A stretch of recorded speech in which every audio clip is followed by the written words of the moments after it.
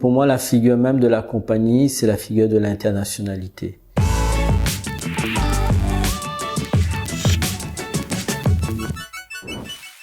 Voilà, je m'appelle Sylvain Victoire, je suis né à Maurice, à l'île Maurice. Je viens d'une famille de 5 enfants, alors originairement d'une paroisse de la mission indienne qui était gérée par les jésuites.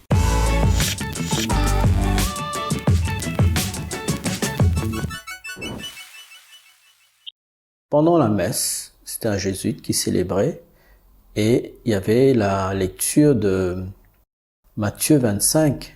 Et là, cette phrase, tout ce que vous faites à l'un de ces petits qui sont mes frères, c'est à moi que vous le faites. Cette phrase a résonné terriblement en moi. Je voulais sortir, je voulais aller faire quelque chose. Je regardais autour de moi, tout le monde était là sagement, debout à écouter l'évangile. Donc je suis resté là, debout aussi, comme tout le monde, et j'ai rien fait. C'est quelques années plus tard que quand je faisais la retraite la retraite de décision, c'est là que j'ai compris que cette expérience-là signifiait quelque chose.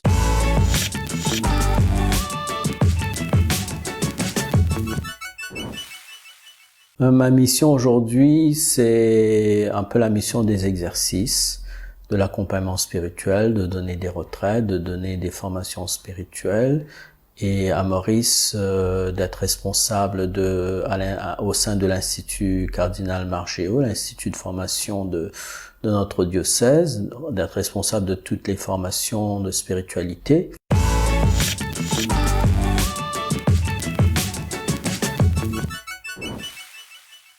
Montrer la voie vers Dieu ne va pas sans le regard sur les plus petits et l'accompagnement des plus petits. Et ça, moi j'étais heureux aussi d'avoir eu l'occasion d'être aumônier de prison à Maurice pendant 5 ans, et je continue à aller de temps en temps. C'est un milieu que je ne quitte pas quelque part, et pour moi ça c'est important.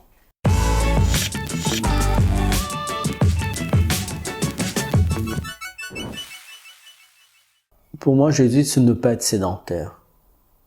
Entrer dans un ordre qui, dès son origine, accueillait des personnes de différentes nationalités pour aller dans le monde entier annoncer l'évangile. Donc, je trouve que c'est s'appauvrir que de rester sur place, que de ne pas bouger, ou même dans sa manière d'être jésuite, sa manière de vivre son apostolat. Si on se sédentarise, je trouve qu'il y a quelque chose qu'on perd de la vitalité de la compagnie. Et bien sûr, être missionnaire, c'est pas une question de bouger, c'est une question d'abord d'annoncer l'évangile, et deuxièmement de servir les plus pauvres.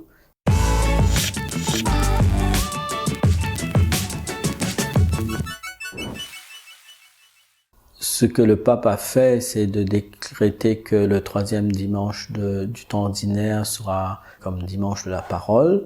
Quelque part, ça rejoint mon rêve.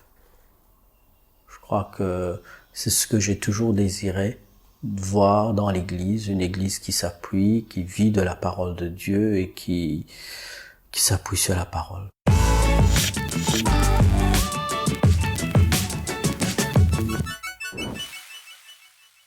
J'avais 25 ans et j'ai passé 6 mois comme ça sur la frontière en Zambie, sur la frontière avec l'Angola, dans un camp de réfugiés. Et pour moi, c'est vraiment là, ça rejoint vraiment quelque chose au fond de moi-même que j'ai toujours désiré, que j'ai toujours cherché. Et ça reste pour moi une expérience marquante.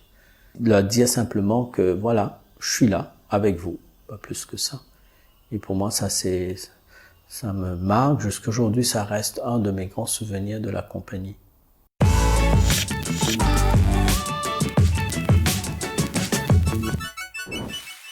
C'est devant l'immensité de la gloire de Dieu, l'amour de Dieu pour moi, de dire, ben moi, qu'est-ce que je ferai?